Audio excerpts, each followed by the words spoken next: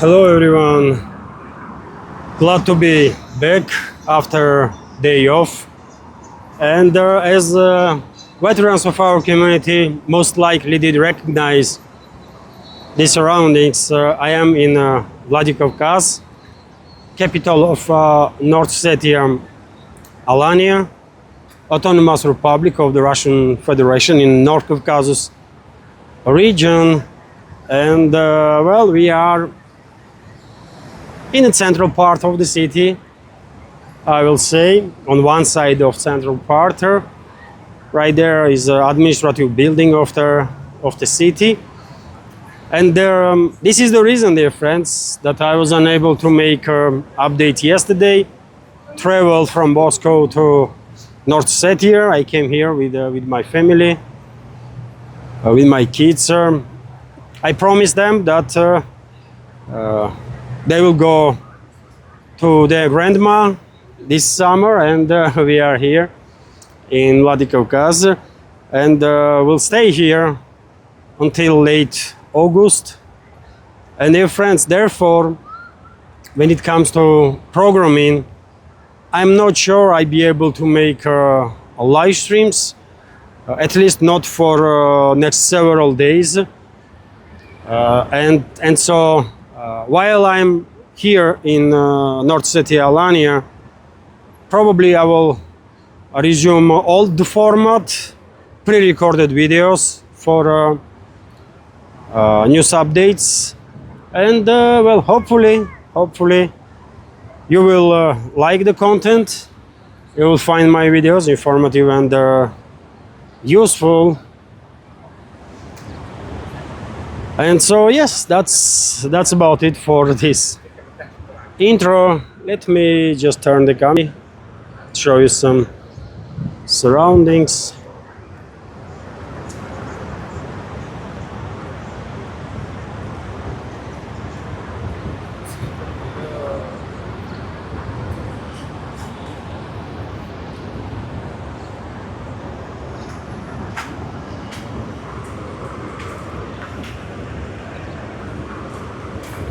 So yes, there is quite a lot of news to unpack, and unfortunately I have to start with tragic news, which is that passenger airplane did crash today in far east of the Russian Federation, and unfortunately all passengers on the border and the crew members, according to latest reports, died as a result of this tragic accident. So information is that there were no survivors found in an AN-24 plane crash in Amur region. The Angara Airlines AN-24. Let me take a seat for a sec, dear friends. So there is reports that Angara Airlines AN-24 disappeared from the radars at about 1300 hours local time. While making a second approach for landing, the plane was flying from Khabarovsk to Blagoveshchensk to Tinda. According to preliminary data, there were 43 passengers on board, including 5 children and 6 crew members. And the burning wreckage of this plane was found some 15 kilometers from the Tinda airport on a mountainside. So tragic accident with this plane. There was 43 passengers on board, including children, also crew members that died as a result of this crash. And already some media outlets are coming up with the preliminary data about causes of this tragedy. And on one of the big media outlets, I see reports that was alleging that maybe human error did play part in this crash. Let's wait for investigation. It is clearly too early to make some conclusions on that. Also, dear friends, another unfortunate tragic information that Ukrainian drone strike kills two in the former Olympic city host here in Russia. So two women were killed and at least 11 other people injured in an overnight Ukrainian drone attack on southern Russian city of Sochi. According to official reports, yet another terrorist attack of Kiev regime and its NATO backers in their attempt to terrorize Russian society, and yet another casualties of this terrorist nature of the collective Western so-called elites and their proxy regime in Kiev. Unfortunately, as long as this conflict continues, as long as this proxy war that West is waging against Russia continues, such tragic stories will probably happen again. One might only hope that, well, Russian armed forces will be able to deal with whatever threats are generated from the collective West and their proxy as effectively as possible. And they are doing their best, by the way, no doubts about that. They are doing their best to protect civilians and to protect country itself. Other news, dear friends, of course, everybody is talking about this Istanbul talks, third round of Istanbul talks that took place yesterday. And as I reported day before yesterday, Moscow was expecting no breakthroughs from these talks, and that's exactly what happened, no breakthrough. Kiev regime sent its delegation with two major points to discuss. One is a ceasefire that they desperately want and need as a break, and about which collective West countries are talking about non-stop, this 30-day temporary ceasefire. And another topic that Kiev regime's delegation come up with is yet again direct negotiations between Zelensky and Russian President Putin. And by the way, answer to those both demands is no.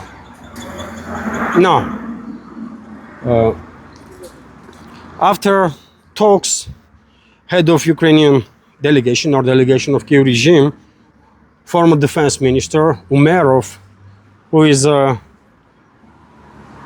currently serves as, or at least there was rumors that he's gonna be appointed as the secretary of Security Council, right? So he was leading delegation again, and he stated that after the meeting, during the press conference, that this is the two topics that they were interested in: ceasefire on Kiev's terms and Putin-Zelensky meeting. Insanity, isn't it? Insanity. They are sending delegation and wasting time, wasting resources, and for what? To come up with their demands that, up front, not gonna be met. Anyways, Russian side, of course, reacted accordingly, and the answer is no on these repeated initiatives of the Kiev regime and the collective West. We have, for example, Kremlin's assessment of the results of negotiations with Kiev in Istanbul. Let me give you some details on that. So the Kremlin did not expect a breakthrough from the third round of talks with Ukraine, said Presidential Press Secretary Dmitry Peskov. At the same time, he stressed that the agenda proposed by Russia is aimed at substantive work. The Kremlin representative called Moscow's proposals during the meeting in Istanbul specific and constructive.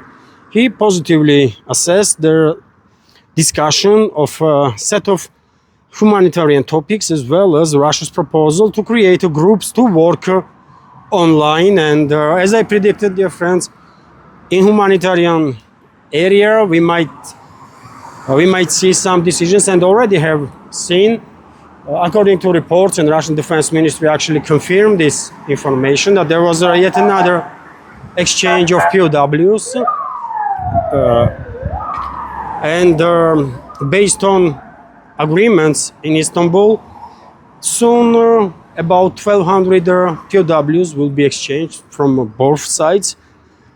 I'm a bit surprised that Kyiv regime still has allegedly so many Russian POWs, but maybe if Kyiv regime don't has POWs, then in that case maybe Russian side will accept for exchange for Ukrainian POWs if civilians will be released from jails of the Kyiv regime, civilians that basically committed no crime and were arrested just because they see themselves as Russians and did not back down when this Western-backed terrorist regime of Zelensky demanded from them to forget about their culture, their history, their language, and that's enough reason on Kyiv-controlled territory to be tortured, to end up in a prison and then tortured, and even to get killed.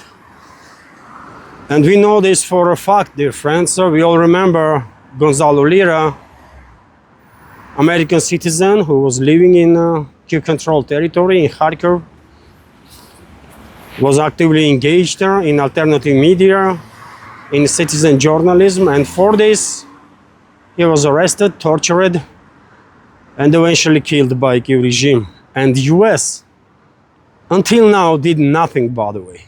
Nothing, literally nothing, to at least demand punishment for whomever was involved in this criminal activity against Lira.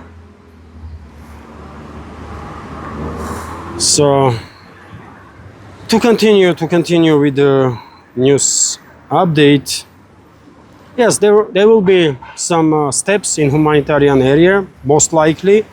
Already certain number of POWs were exchanged, but when it comes to military phase, when it comes to political solution, we are very far away from final decisions on those topics. Also, dear friends, Russian negotiator named the terms for Putin-Zelensky meeting, and I mentioned the head of Ukrainian delegation or delegation of Kyiv regime, isn't it? And head of Russian delegation, Vladimir Medinsky, stated that leaders of Russia and Ukraine should meet only after peace treaty is ready to be signed.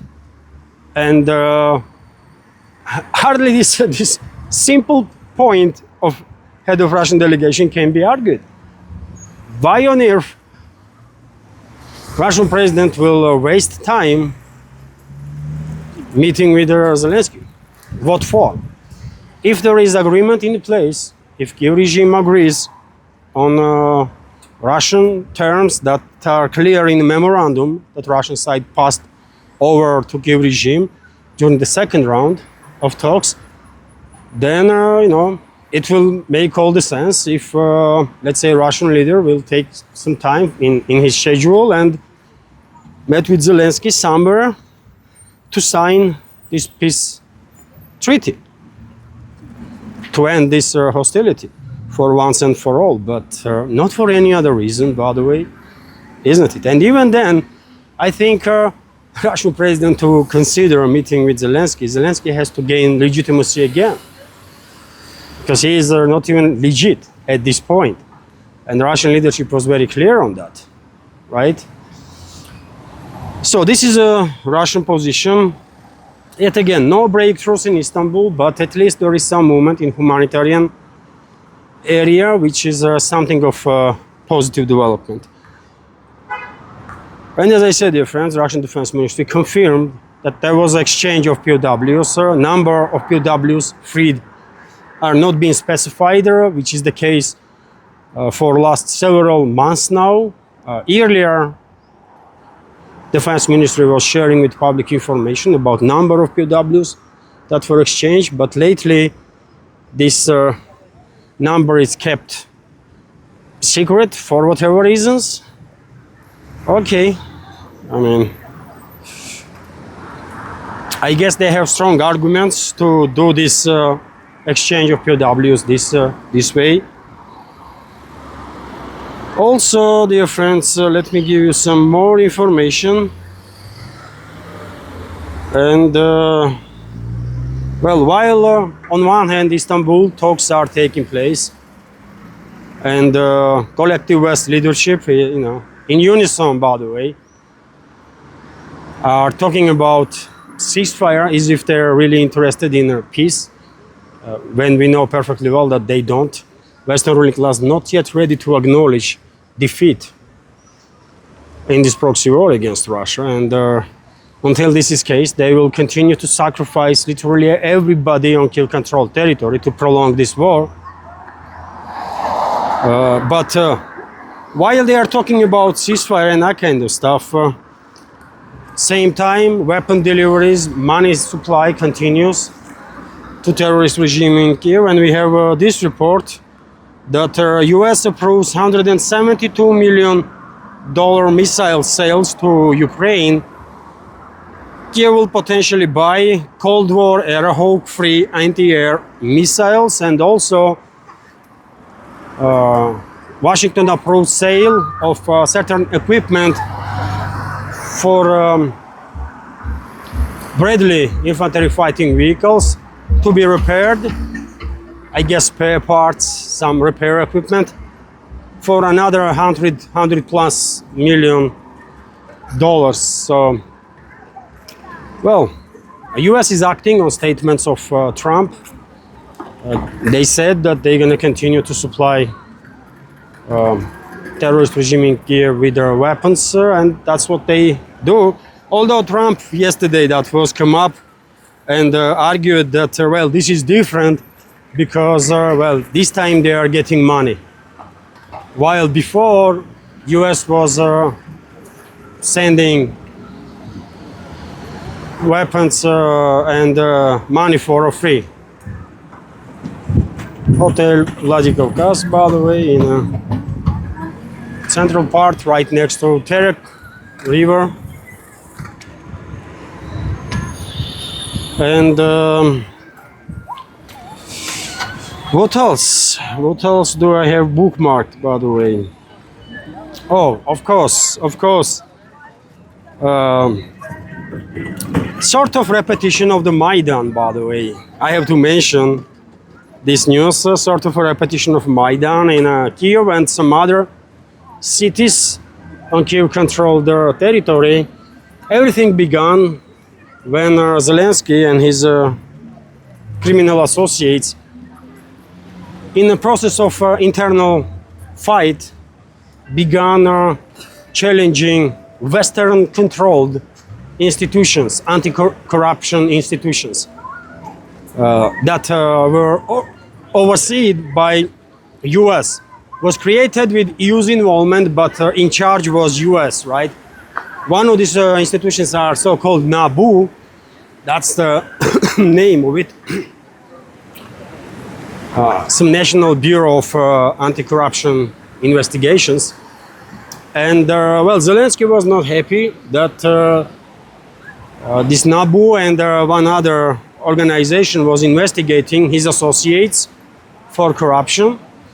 And his team came up with a bill that was eventually adopted in the parliament, based on which these organizations, these so-called anti-corruption institutions, that in reality was just a tool, by the way, in hands of West to have additional control over the regime there in Kiev. So, according to this law that Zelensky's team came up with, these organizations were joining prosecutor's office of general prosecutor, right? And I guess US was not happy about it. And, well organized, one may argue, protests began in Kiev and also in some other cities, including Lvov, which is a western Ukraine. And by the way, journalists that are familiar with the internal matters of the so-called Ukraine, noticed straight away that organizers of these protests were people that have undergone school of George Soros, right? They were affiliated with all sorts of NGOs that George Soros was funding through his fund. And Free Society or something like that. That's what George Soros' fund is, isn't it? That's used by CIA to infiltrate countries worldwide. And so many journalists, by the way, that are, from Ukraine, and some others noticed that these protests were organized by peoples and groups that are associated with George Soros, which means behind these protests is USA, right? It's Washington that is orchestrating these protests. And if so, then, I think Seymour Hersh's recent publication, in which he said that predicted, based on his sources, that Zelensky's time is numbered, maybe a couple of months max, and he will be ousted. Maybe this report of Seymour Hersh was and is yet another masterpiece from this journalist that actually going to become true, 100%. Because clearly, by the way, I mean, this well-organized protest that continues until now, by the way, cannot be done by random people. It's just not happening like that, right?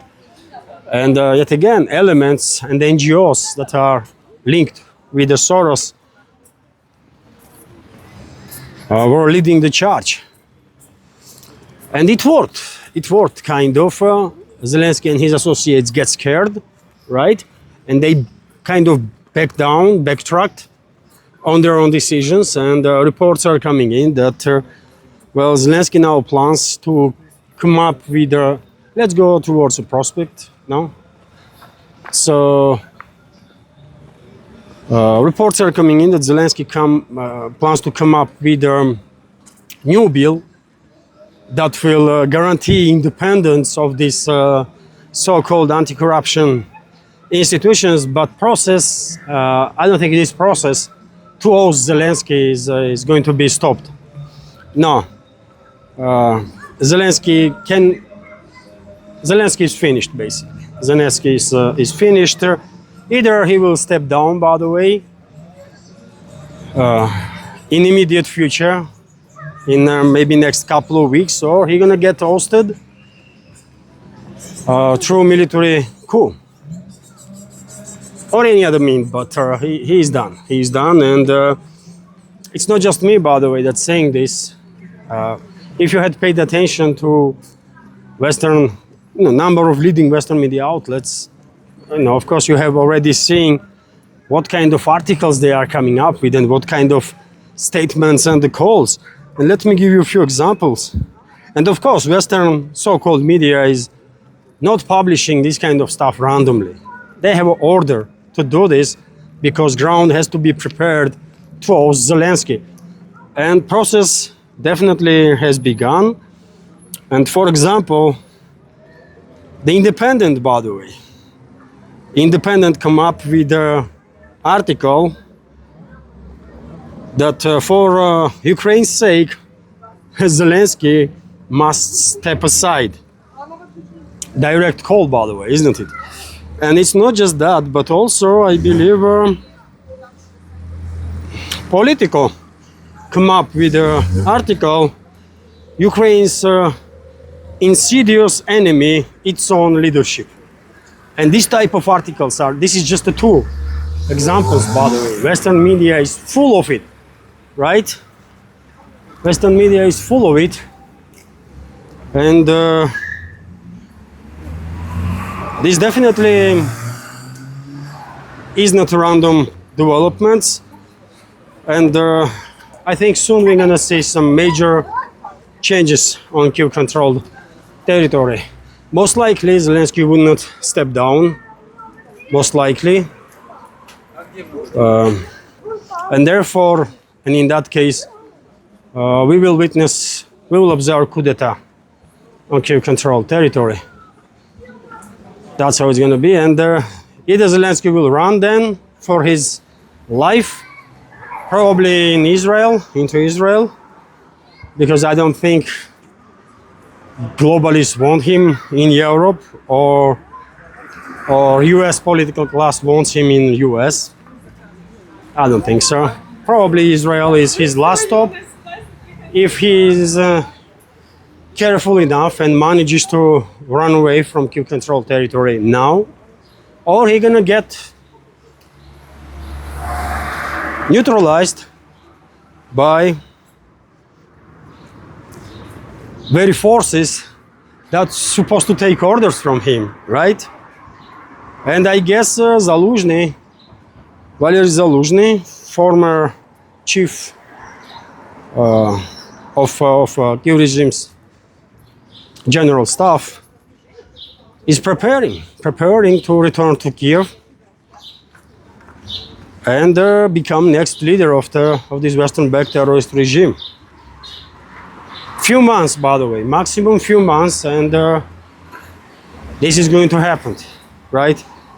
So definitely something that worth our attention to, because I was monitoring media all day today, by the way, and I mean, we just came this morning to Vladikavkaz, but on the way to here, and since we arrived, I was checking media, and there are reports, by the way, coming in that despite some sort of a backdown of Zelensky, protests are not stopping down, actually gaining momentum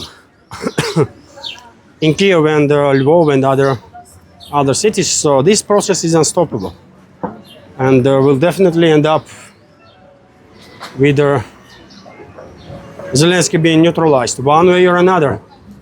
Either he will run, step down and run, or he will be ousted by military force, and then it's gonna be pure luck. Either he will manage to escape alive or not.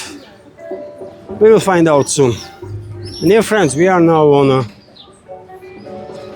one of the main streets here in Vladikavkaz. This is a Prospect Mira, which is a prospect of peace or world. You can translate in both ways, and let me turn the camera, by the way. I'll show you very busy street, very popular among locals and tourists.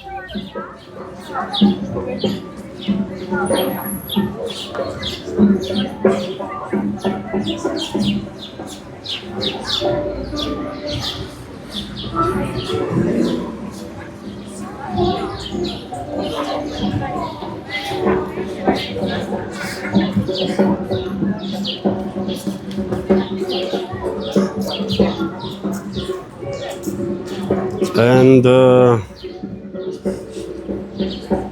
yes, let's continue with some more news. There is a music there, so I'm not sure I can go that way. Or you know what? It's local music, right? Traditional, and I don't think YouTube gonna have that much issue with that. Anyways, let's continue. Maybe we will. I'll go from that side, so it's gonna be less sound. So, dear friends, let's continue with some more news, and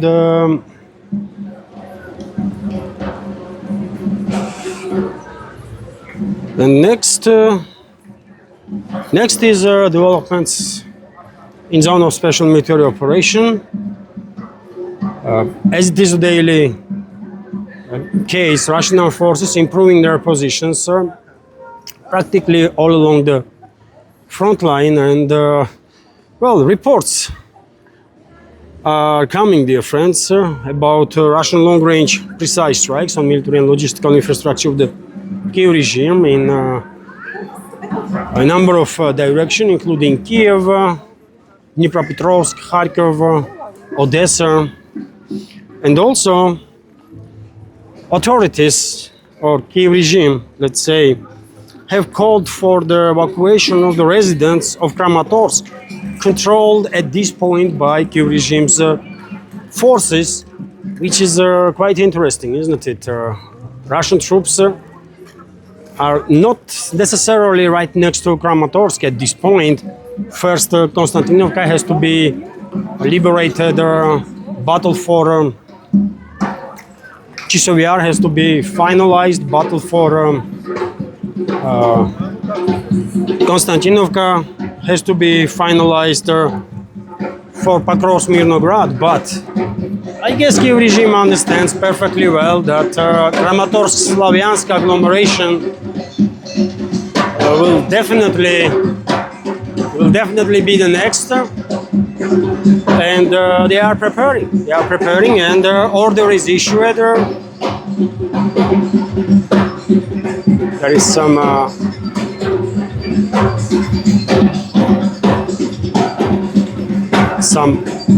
band is playing music on local rhythms or local traditional rhythms with some addition of some modern sound, sort of.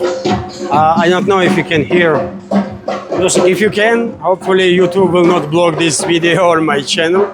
But yet again, this is traditional music for this region, and it belongs to everybody. So, you know, there should be no issues with rights or something that YouTube loves to use to terrorize channels that they don't like. Anyways, dear friends, let's continue. And so, yes, Kramatorsk is to be evacuated, and according to reports, still 53,000 people are living in that city by now. I'm not sure if this number is correct, but that's the information that is coming from Kiev controlled territory, that about 53,000 civilians still live in Kramatorsk.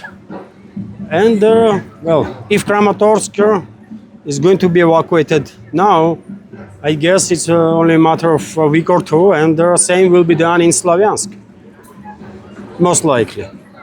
So something of importance for sure. And also, dear friends, Kiev regime lost a Mirage 2000 plane that it received from France. Allegedly, on 22nd of July, and today is what, 24th, isn't it? Today is 24th, and 2 days ago, on 22nd of July, this Mirage 2000, according to Kiev regime's reports, experienced some malfunction, engine caught fire or something, and the pilot had to eject from the plane. That's exactly what the pilot allegedly did and survived. But plane went down and crashed her. And yet again, as always, it is the case with these Western-made planes, by the way. Kiev regime is claiming that it was an accident. No Russian fighter jets involved, no Russian air defense systems involved, just an accident. They already lost 5 F-16s, right? And at least one, possibly few Mirage 2000s, and every instance was claimed to be accident by Kiev regime. Do you believe in that? I don't. I just don't, man. It cannot be true, right?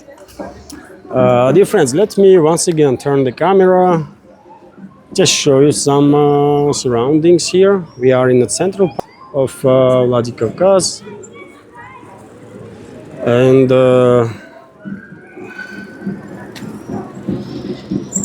veterans of community most likely recognize this area, and you can see yourself how busy this place is. locals, tourists, you know, and hotel there. So, city, by the way, I definitely recommend to everybody to come to Vladikavkaz. It's a wonderful city, wonderful people, very friendly, hospitality is on the next level, and you're gonna like everything, literally everything here, by the way.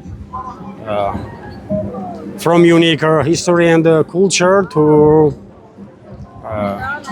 food and nature and just everything. Everything about North Ossetia, Alania is great. It's a wonderful. I love this republic, by the way. I love this city. It's wonderful, and it's getting better and better, by the way. So it does makes me happy. So let's continue with more news and well, Russia has launched yet another maritime exercises. July Storm, that is the name of this operation,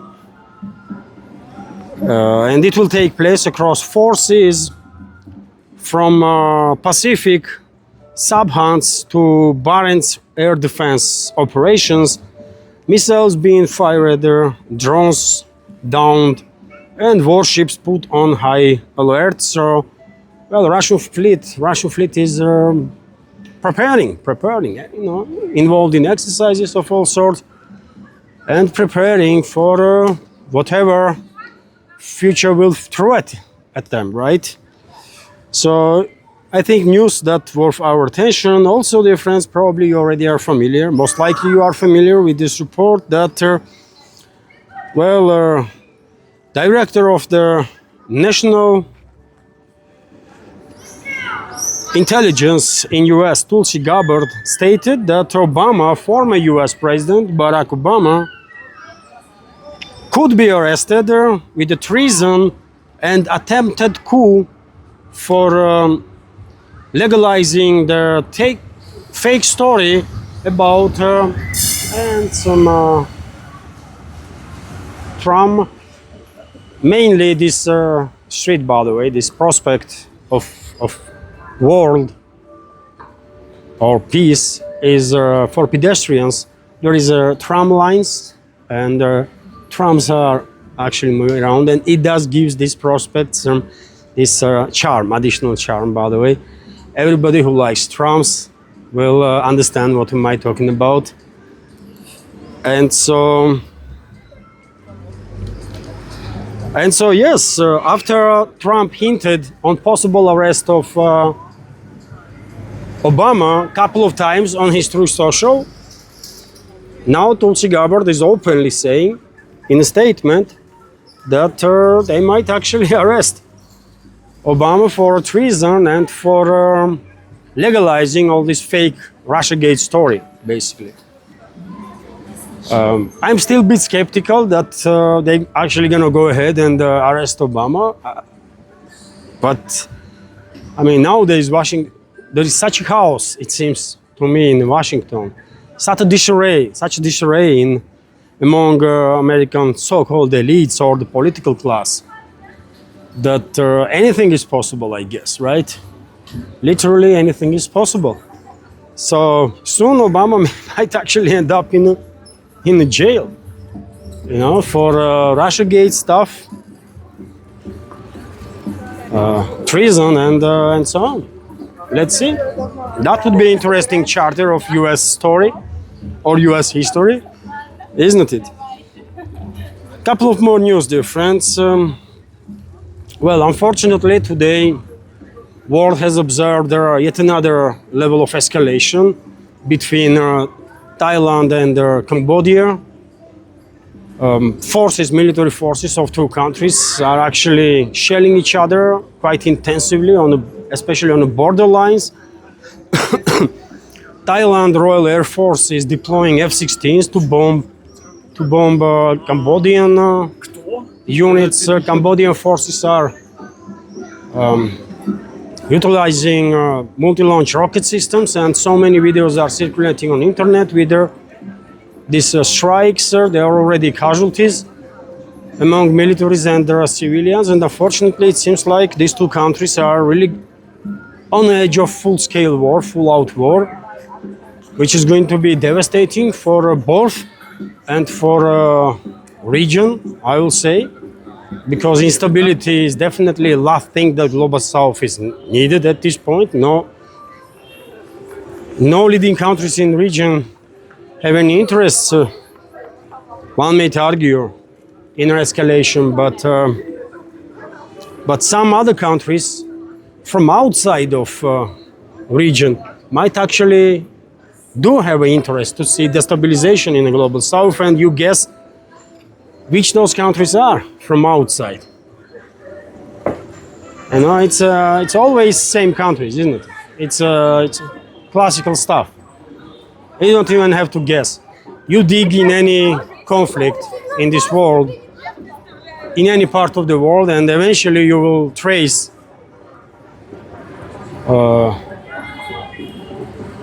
back situation to London or to Washington, most likely. In most cases, that's how it is. France too. Not as many, not as on many occasions as UK and US, but France is also was and still is actively engaged in the global south, by the way, historically speaking, isn't it? So yes, that's also unfortunate story that Thailand and Cambodia is escalating. We might see actually full-scale war between the two, which is crazy, but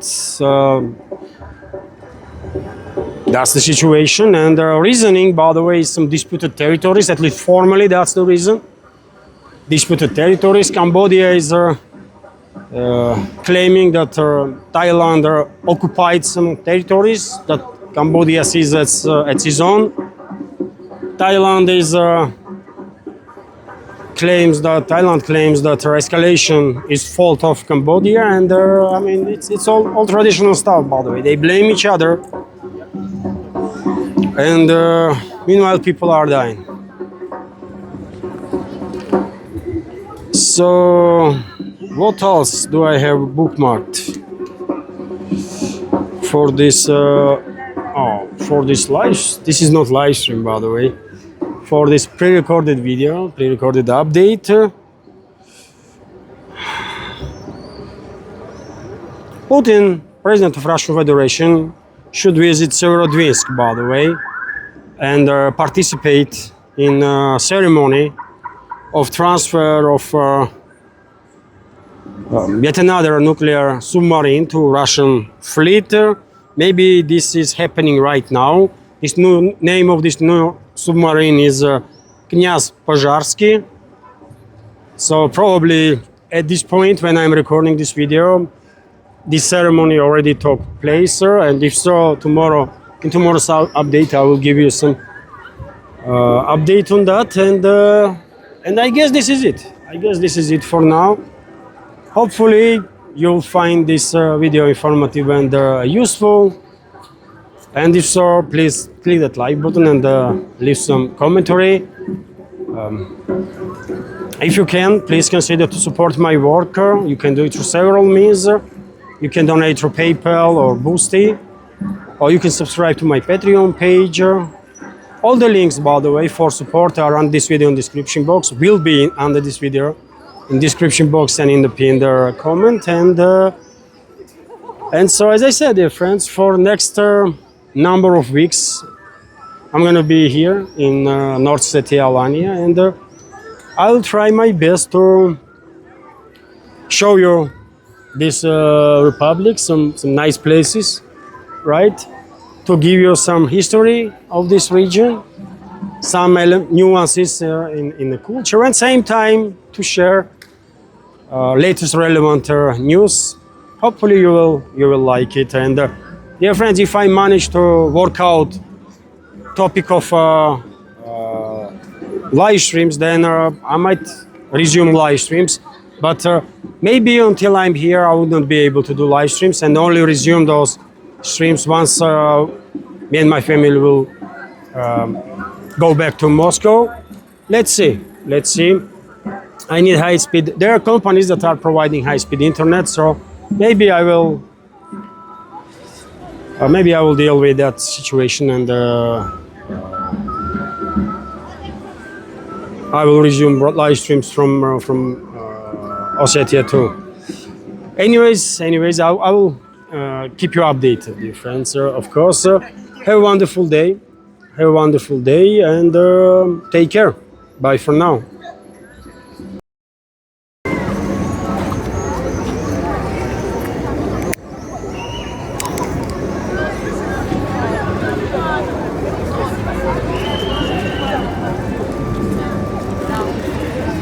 Ist das